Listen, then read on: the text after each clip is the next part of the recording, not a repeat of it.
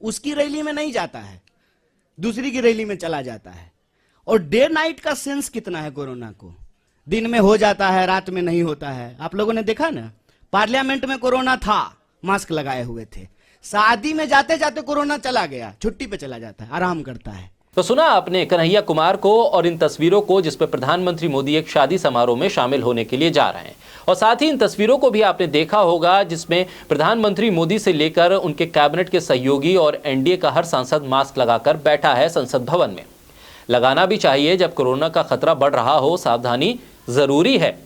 शायद इसी सावधानी को बरतने के लिए राहुल गांधी को पत्र लिख रही है मोदी सरकार और कह रही है कि रोक दीजिए यात्रा वरना कोरोना आ जाएगा।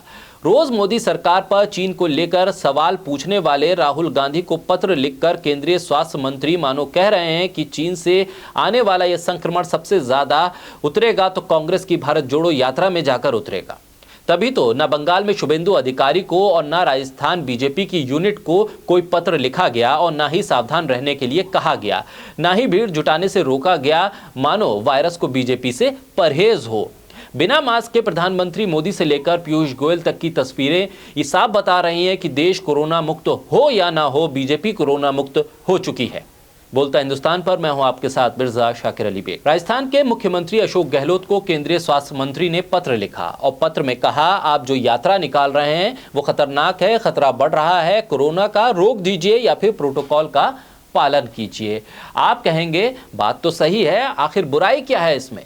लेकिन साहब, बुराई पत्र में नहीं है, पर पत्र के मजमून में भी कोई बुराई नहीं। लेकिन बुराई नजर आ रही है कांग्रेस को इस पत्र के पीछे की मंशा पर। जिस राजस्थान के मुख्यमंत्री को पत्र लिखा जा रहा है और बताया जा रहा है कि नया वेरिएंट खतरनाक है, उसी राजस्थान में बीजेपी सत्ता की राह आसान करने के लिए जन आक्रोश यात्रा निकाल रही है।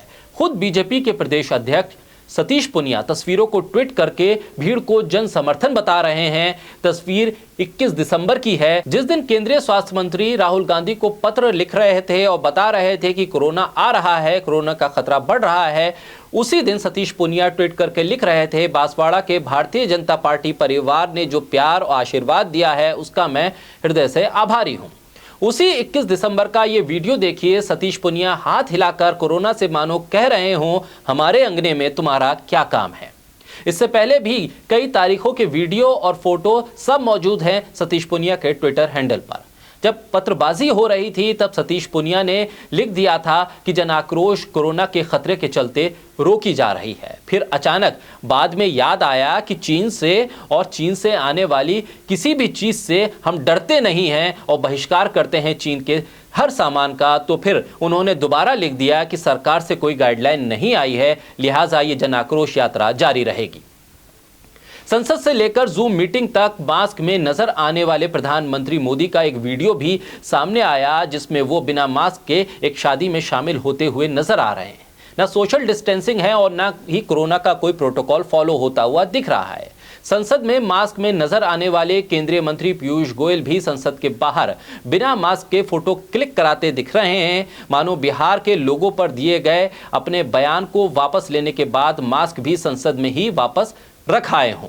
इन सब कलाकारी और कलाबाजी के बीच में दिल्ली एम्स के पूर्व निदेशक डॉक्टर रणदीप गुलेरिया कह रहे हैं कि नए वेरिएंट कुछ नहीं कर सकता है, लेकिन सावधानी जरूर बरतनी होगी।